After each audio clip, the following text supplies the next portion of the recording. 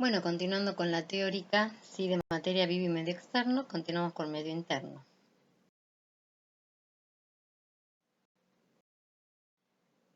Vamos a hablar de los conceptos de medio interno y homeostasis, que ya lo mencionamos, conocer los distintos compartimentos de los líquidos del cuerpo, establecer la importancia del control del equilibrio hidroelectrolítico del organismo, ¿sí? La homeostasis, según Walter Cannon, que es lo que vimos recién, sería el conjunto de mecanismos que aseguran el mantenimiento de las condiciones constantes del medio interno. Yo tengo que vivir bajo determinadas constantes, ¿sí? La sangre tiene una determinada composición, por ejemplo, y no pueden variar más que de un rango aceptable para el organismo, ¿no? El estado del equilibrio que guarda el ambiente corporal interno, que se debe a la incesante interacción entre todos los procesos reguladores del cuerpo. Cuando algo se sale del rango, tienen que intervenir varios mecanismos para que eso vuelva, ¿sí?, a la normalidad. ¿Y qué es la fijeza del medio interno? Es la característica de mantener constante su composición química y física, ¿sí? Si yo como un alimento muy salado, ¿qué va a pasar? Que se va a llenar de sodio, ¿sí?, ese plasma. Entonces, ¿qué voy a tener? Se activa el mecanismo del hipotálamo de la sed. Entonces voy a tener que tomar mucha cantidad de agua, ¿sí? Entonces, por eso es importante conocer ¿sí? Esta fijeza es importante que se mantenga siempre casi constante en cuanto a la composición química y física. Un aspecto importante de la homeostasis consiste en el mantenimiento del volumen y la composición de los líquidos corporales. Se aplica a los líquidos no circunscritos al interior de las células, ¿sí? Por eso yo les explicaba que Claude Bernard hablaba de el mar que rodeaba las células, que era ese líquido extracelular rico en cloruro de sodio. Los compartimentos líquidos del organismo tenemos el líquido orgánico total, que está compuesto 1/3 por líquido extracelular y mayormente por líquido intracelular, es decir, el que se encuentra dentro de la célula. El líquido intracelular, tiene muchos componentes que los podemos ver ahí, ¿sí? Y esta es la proporción entre ambos, ¿sí?, entre el líquido extracelular y el intracelular, y en el medio la sangre, que tendríamos que está compuesta por plasma y por elementos formes, ¿sí? Plasma y elementos formes. Ahora bien, hay una evolución de los líquidos corporales a través de la vida, es decir, que en la etapa fetal, miren la cantidad de líquido que tenemos, ¿sí? Tenemos muchísimo líquido, al momento del nacimiento muchísimo líquido. Somos prácticamente todo líquido. Y después cuando vamos creciendo, pasamos por la adolescencia, ¿sí? Ya somos adultos y llegamos a la senectud, que sería ya cuando somos adultos mayores. Miren la cantidad, tenemos muy poquito líquido, ¿sí? Líquido orgánico total, mucho menos. Pero eso es la normalidad, ¿sí? El agua corporal es importantísima, somos 57 a 61% de agua corporal y constituye un vehículo para las células, para las reacciones químicas, ¿sí? Es decir, que es muy importante el agua. Ahora bien, ¿cuáles son las vías corporales para ganancia y pérdida de agua? El cuerpo puede obtener agua a través de dos medios, de la ingesta de líquidos, ¿sí?, que es tan importante, y de la síntesis metabólica, es decir, ingesta serían los líquidos y los alimentos con elevado contenido de humedad. Hay alimentos como la sandía, la lechuga, la leche, que tienen mucho líquido, ¿sí? Y otros que no. Hay otros como el arroz, la pasta, que no tienen esa cantidad de líquidos. Y el agua metabólica, que se produce, ¿sí?, cuando el oxígeno capta electrones durante la respiración celular, ¿sí?, que después vamos a ver. Esa respiración celular tiene relación cuando se degrada la glucosa, que sería la glucólisis, el ciclo de Krebs, ¿sí?, y la fosforilación oxidativa. Todo esto yo lo hago ¿para qué cosa? Para obtener ATP, energía, ¿sí? Y al oxidarse una molécula de glucosa se van a originar 6 moléculas de agua. Y la pérdida, ¿sí?, se da a través de pérdidas insensibles, de piel, mucosas, pulmones, vapor de agua, riñones, el aparato digestivo, ¿sí? A través de las heces también, más en riñones porque prácticamente es casi el 100% es agua en el caso de la formación de orina, ¿sí? En cuanto a los electrolitos, la mayoría de los solutos que se encuentran en estos líquidos corporales son electrolitos, ¿sí? Compuestos inorgánicos que se van a disociar en iones. El equilibrio de esos líquidos depende de este equilibrio de estos electrolíticos. Estos electrolitos que ellos van a determinar la presión osmótica, ¿sí? Van a provocar movimientos del agua, que serían ósmosis, cuando se modifican las concentraciones. Es decir, si yo tengo de un lado de la célula más cloruro de sodio, el agua tiene que ir a ese lugar de la célula, ¿sí? Para equilibrar el medio. Y son la causa de fenómenos eléctricos. Estos electrolitos tienen cargas eléctricas, cargas negativas como el cloruro, cargas positivas como el sodio, como el potasio, como el magnesio y demás. Entonces todo esto también genera elementos bioeléctricos. ¿Por qué? Porque se da a través de las membranas celulares.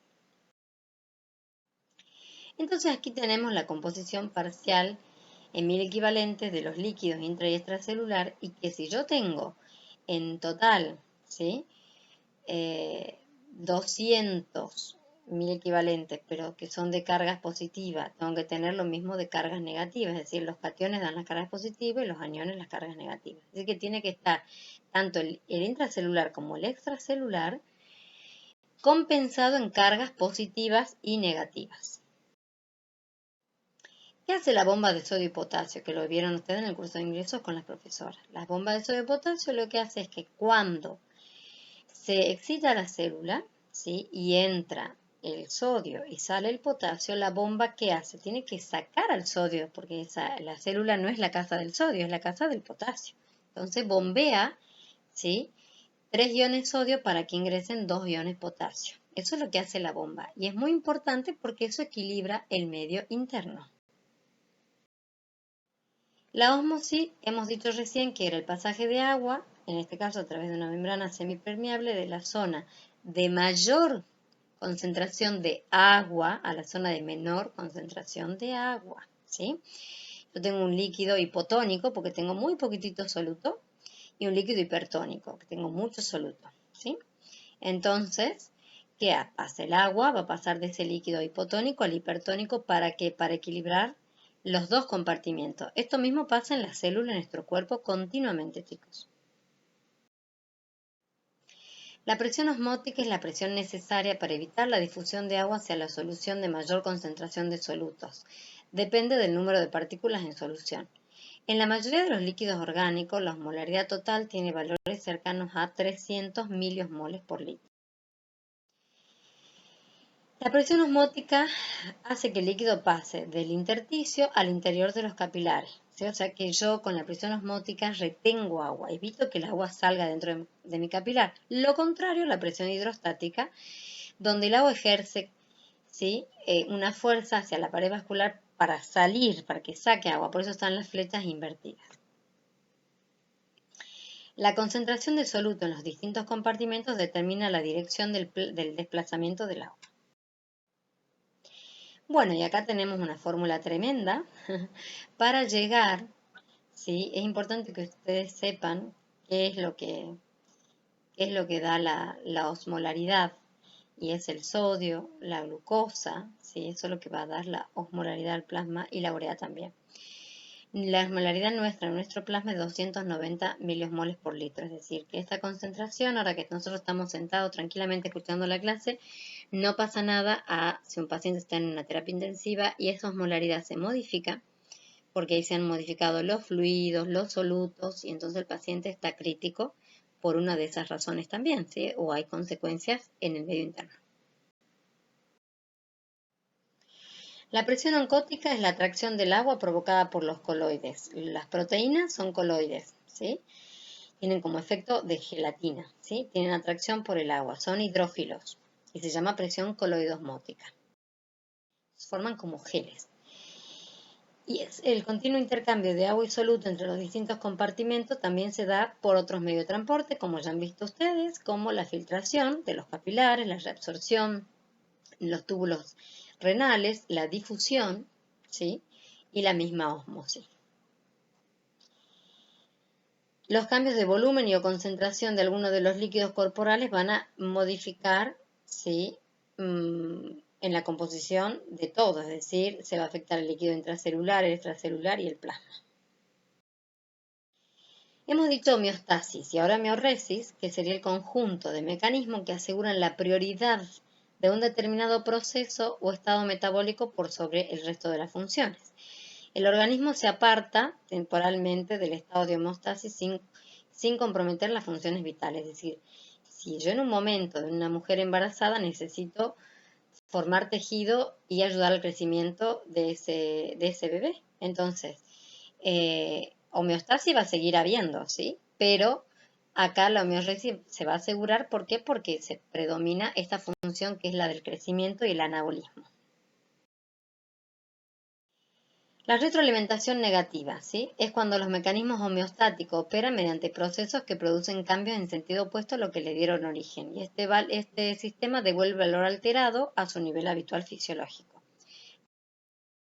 Claro.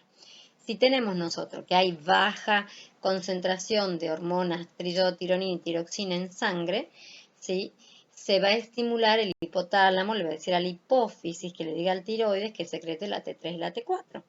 Pero si los niveles ya son muy positivos, se tiene que inhibir. Entonces esos mismos niveles elevados de T3 y T4 hacen que el tiroides deje de producir, el tiroides va a anular ese mensaje a la hipófisis para que la TSH o la estimulante de tiroides le diga a la TRH o tirotrofina del hipotálamo que ya no produzca más hormona. Imagínense la hormona de crecimiento. La hormona de crecimiento tiene un determinado tiempo en la vida. No se puede seguir toda la vida secretando la hormona, porque si no nos crecerían las puntas de las orejas, de la nariz, de los tejidos blandos, ¿sí? Entonces, en algún momento tiene que haber una retroalimentación negativa.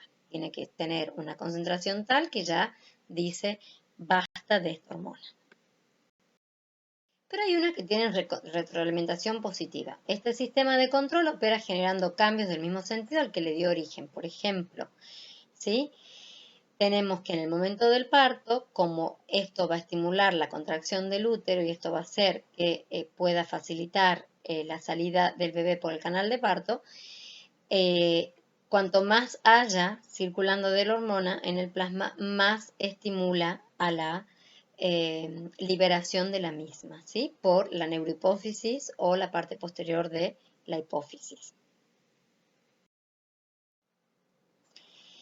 Estos mecanismos son muy importantes, los homeostáticos, porque van a ayudar a esa composición, esa fijeza, que sea igual del medio interno, es decir, la composición física y química que no cambia, ¿sí? Esto también está en relación con el ingreso de sustancias nutritivas, con el transporte a través de la circulación de la sangre, con el almacenamiento, ¿sí? Ya sea en hueso, en hepatocitos, de glucógeno, de calcio, de lo que fuere, eliminación de desechos. Yo no puedo no tener vías de eliminar desechos porque el organismo va a generar desechos, ¿sí? Entonces necesito el calor, ¿sí? El sudor, las heces, la formación de orina, todo eso voy a necesitar. La regulación, ¿sí? Los gases a través de la atmósfera, ¿sí? Lo voy a eliminar por el sistema respiratorio. La regulación de todo esto es muy importante porque si yo pierdo líquidos, si pierdo de más, me estaría deshidratando, ¿no es cierto? Entonces yo necesito corregir, ¿sí? Cualquier rango anormal de la célula para que no se produzca ninguna enfermedad o algún episodio agudo de alguna situación. Y tenemos la bibliografía dada por la cátedra. Muchas gracias.